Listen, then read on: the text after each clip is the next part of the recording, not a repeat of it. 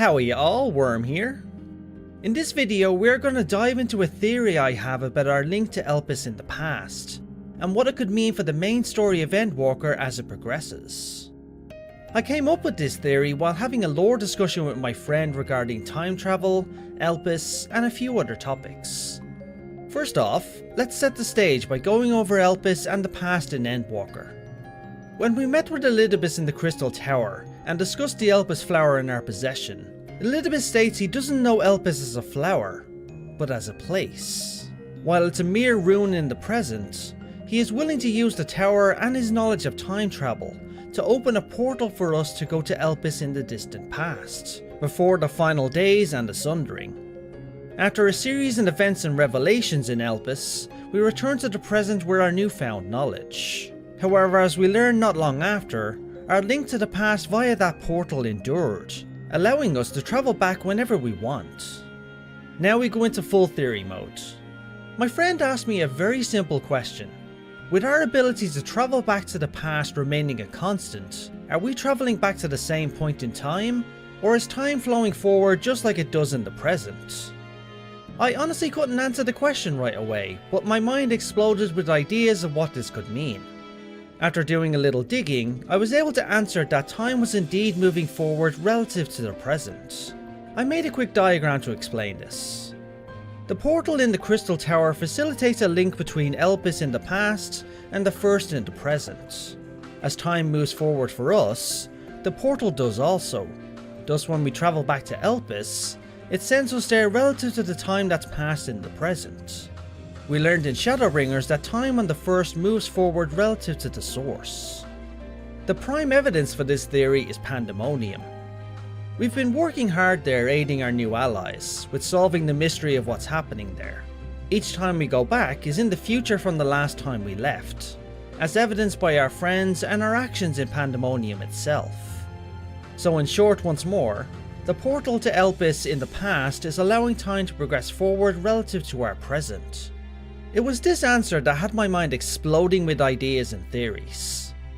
We know right now that events in Elpis are proceeding normally, aside from what's happening in Pandaemonium of course. Vana has already left Elpis, likely returning home to Amarot and to begin her plans for the final days and beyond. Hermes is also absent, likely having gone to Amarot with them at Selk and Hythlodaeus, so he can take up the post of Van Daniel. Endwalker tied a bow on the storyline of the final days, Hydaelyn and Zodiark.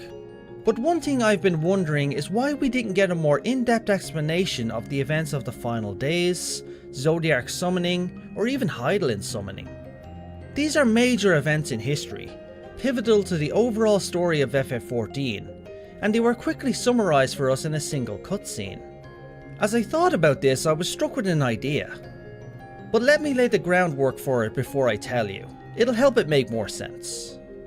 Before Elpis opened the portals of the past, he stated to us that our actions in the past would not reshape our future, for our future is the result of the final days.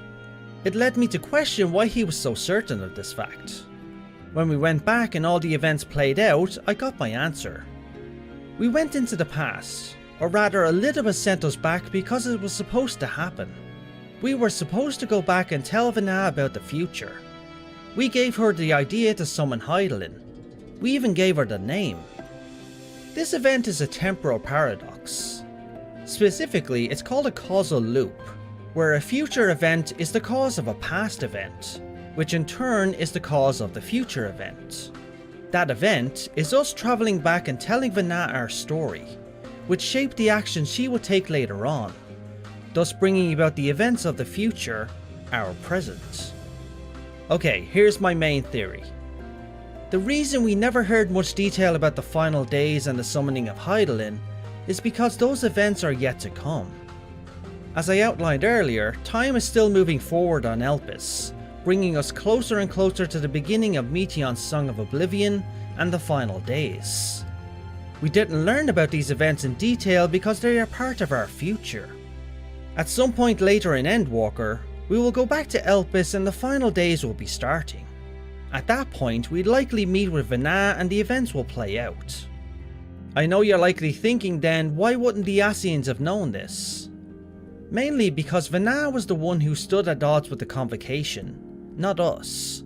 We likely work in the background, helping to lay the groundwork for Hydaelyn's summoning. Perhaps even interacting and working with Azem, and learning what part they play in all of this. Us telling Vana about Hydaelyn and her actions is one thing, doing them is a whole other story. It makes a ton of sense that for history to play out as it's supposed to, we need to take direct involvement to ensure it becomes reality. So in short, my theory is as time flows forward, the final days will kick off on Elpis in the past, to which we have a link to. As a result, we will become directly involved in the final days, and possibly even facilitating the summoning of Hydaelyn herself. So what do you think about this theory? Leave your opinion in the comments, I'd love to hear them and have a back and forth about it. If you enjoyed this latest theory video, leave a like, and consider subscribing to stay informed about my future videos. Thanks all, and now, as always, have a good one.